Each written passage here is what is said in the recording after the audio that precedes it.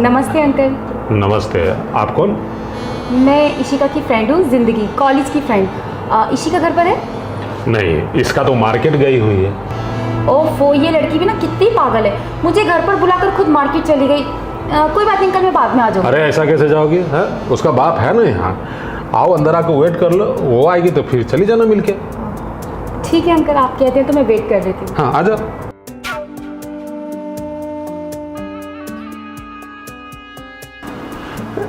खड़ी क्यों हो? बैठो। नहीं अंकल, मैं यहीं पे ठीक हूँ। अरे इसका तो तुम्हारे नाम का माला जपते रहती है, बोलती है जिंदगी ऐसी है, जिंदगी वैसी है। मैंने उसे कई बार रिक्वेस्ट किया कि कभी अपनी सहेली को भी तो लेके आ, लेकिन देखो संजोग, आज इसका मार्केट गई हुई है और तुम पीठ पीछे आ भी गई। बहुत अच्छा लगा तुम्हें देख के। मुझे भी बहुत अच्छा लगा अंकल आपसे मिलके। अच्छा अंकल, मैं ये कह रही थी कि जब तक इशिका नहीं आती मैं उसके रूम में जाके उसका वेट कर लूँ? हाँ हाँ जाओ ना बेटी, वो देखो वो सामने है ना। अच्छा। वही रूम है इशिका का। वो सामने वाला? हाँ हाँ ठीक है अंकल। जा। क्या बात है यार, मेरी बिटिया ने बहुत ही हॉट गर्ल को अपना सहेली बनाई है और इस लड़की को देख के तो मेरे भीतर का अरमान जाग गया है। अगर ये मेरी बात मान जाए तो मैं तो इसे इशिका की दूसरी मम्मी बना दूंगा। वैसे भी इसका कहते रहती है कि इसके घर में कुछ ना कुछ प्रॉब्लम है। अब प्रॉब्लम सॉल्व करने के बहाने इसका फ़ायदा तो ले ही सकता हूँ। देखता हूँ इसका प्रॉब्लम क्या है, ज़रा वो दूर कर देता हूँ, उसके बाद अपने बारे में सोचूंगा।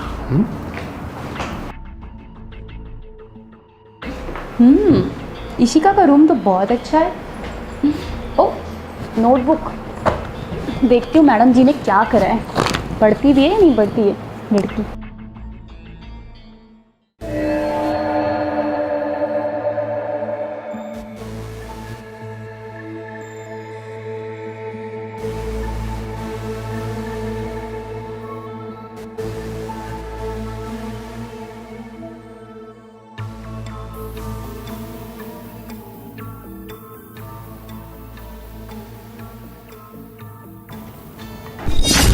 अंकल आप यहाँ?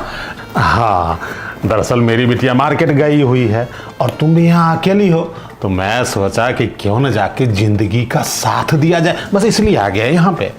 अंकल मैं तो बस जो इशिका ने नोट्स तैयार किया ना वो देख रही थी। अच्छा, इसका मतलब पढ़ाई लिखाई पे खूब ध्यान दे रही हो, है ना? जी अंकल। तो पढ़ाई लिखाई के बाद आगे क्या करने का विचार है? अंकल अभी कुछ ज़्यादा सोचा नहीं है, जो भी करूँगी और क्या करूँगी। हाँ, तो लोग जॉब किस लिए करता है? पैसे के लिए ही ना। अगर तुम सहयोग करो तो मैं तुम्हारे पैसे की प्रॉब्लम दूर कर सकता हूँ।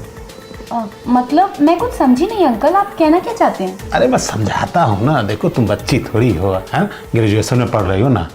तुम्हें तो पता है कि इशिका की मम्मी को गुजरे हुए काफ़ी दिन हो गए और मेरी पत्नी भरी जवानी में ही छोड़ के चली गई। और जब से तुमको देखा हूँ ना, मेरे दिल की घंटी बजने लगी है। मतलब मैं तुम्हें अपनी पत्नी बनाना चाहता हूँ। अब उसके बदले मैं कुछ भी करने के लिए तैयार हूँ।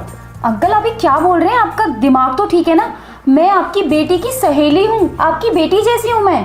हाँ हाँ, मैं ये मानता हूँ कि तू मेरी बेटी की सहेली है, लेकिन मेरी बेटी तो नहीं है ना। अरे कल कहीं ना कहीं किसी न किसी से शादी करेगी।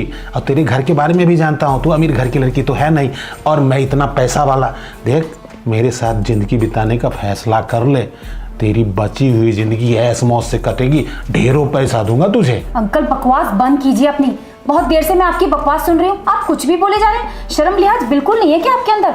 अगर ऐसी हरकत करोगे ना आप तो मैं सब कुछ इशिका को बता दूंगी, फिर आप सोच लेना कि क्या होगा आपके साथ। अच्छा, तो मेरे ही घर में आके मेरी बेटी की सहेली मुझे ही धमकी दे रही है। अरे तू मेरी बेटी को कुछ बताएगी, वो बताने लायक तुझे छोड़ूंगा तब ना। तू मेरे घर में आई है, अगर सीधे तरीके से मेरी बात मानी तो ठीक है, नहीं तो समझ रही हो ना, तेरे साथ मैं कुछ भी करूंगा।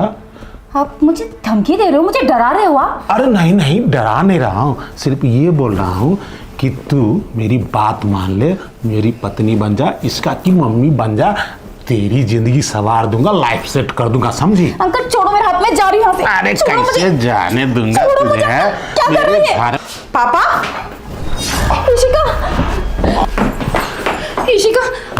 आ गई शिखा, तुम्हारे पापा मेरे साथ जबरदस्ती करने की कोशिश कर रहे थे। तुम तो कहती थी कि तुम्हारे पापा बहुत अच्छे इंसान हैं, लेकिन ये तो बहुत गिरे हुए इंसान है। बिटिया अच्छा हुआ तू सही समय पे चली आई। और कैसी सहेली है तेरी, हा? तेरे ही सामने तेरे बाप के चरित्र पे ये लांछन लगा रही है और तू चुपचाप खड़े खड़े इसकी बात सुन रही है। हो गया पापा आपका? या और कुछ बोलना बाकी है? शर्म नहीं आती आपको? मैंने आते ही देखा कि आप उसके ऊपर झुके हुए थे, ऊपर से आप इसके ऊपर गलत इल्जाम लगा रहे हैं। किस मिट्टी के बने हैं आप? हाँ, अरे अपनी गलती मानना तो छोड़िए, आप उसके चरित्र को गंदा करने चले हैं। हद कर दी पापा आपने। देख बेटिया, हमेशा आंखों देखी बात सही नहीं होती। तुझे इसकी असलियत का पता नहीं है। तुझे नहीं पता है कि तेरे बाप के निर्मल चरित्र पे ये दाग लगाने जा रही थी। अरे इसने मुझे प्रलोभन दिया कि आपकी तो वाइफ गए गुजरे हुए बहुत दिन हो गए, आप ऐसा करो, इसका भी नहीं है, आप मुझे कुछ जमीन उमीन दे देना तो मैं आपकी पत्नी बन जाऊंगी और इसका की मम्मी। मैं बोला ऐसा कैसे हो सकता है भाई? बस करो पापा। देखिए, जितने साल से आप मुझे जानते हैं ना, उतने ही साल से मैं इसको जानती हूँ। मेरे बचपन की सहेली है, ये बात आप बहुत अच्छे से जानते हैं। तो जिंदगी ऐसा कुछ नहीं बोल सकती। आंख बंद करके भरोसा करती हूँ मैं उस पर। और आप ना, मैं बहुत अच्छे से जानती हूँ। आप मुझे कई बार कह चुके हैं कि बेटा तेरी माँ चली गई है तो मेरा मन नहीं लग रहा। आपने मुझसे मजाक में कई बार बोला है कि बेटा मेरी शादी करा दे, पर मुझे ऐसा लगता था कि आप वो मजाक में बोल रहे हैं। पर आज पता चला कि आपके अंदर का जानवर, आपके अंदर की हवस तो बाहर निकलने को ज्यादा ही उतावली हो रही है। ठीक है, अगर आपको अपनी हवस ही पूरी करनी थी, अगर आपको अपने शरीर की आग ही मिटानी थी ना, तो कम से कम अपनी उम्र की कोई एक बुढ़ी औरत देख लेते। उम्र देखिए उसकी कितनी छोटी है, वो आपकी बेटी की सहेली। अरे अपनी और उसकी उम्र में लिहाज तो कर लेते। वो मेरी बचपन की सहेली जरूर थी, लेकिन कभी उसके भाई ने हमारे यहाँ आने नहीं दिया। आज पहली बार हिम्मत करके अपने घर से परमिशन लेके वो मेरे घर आई थी, और क्या देखती है कि मेरा बाप उसे इस रूप में मिल रहा है। वाह पापा वाह। देख बेटिया, अब तुमसे क्या छिपाना। मैंने आज तक अपनी जिज्ञासा तुम्हारे सामने इसलिए प्रकट नहीं की क्योंकि मुझे आज तक ऐसी हसीन लड़की मेरे नजर में नहीं आई थी। अब इसको जब से देखा हूं तब से इसे तेरी मम्मी बनाना चाहता हूं। अब तो तुझे पता चल गया ना, मेरी से शादी करा दे। शर्म आ रही है पापा आपको? उम्र देखिए आपने अपनी, क्या होता है ये मम्मी बना दे? हाँ, वो बच्ची है, मतलब एक बच्ची की उम्र की लड़की से आप शादी करना चाहोगे? अरे दुनिया तो बाद में थूकेगी आप पे, मैं थूकती हूँ।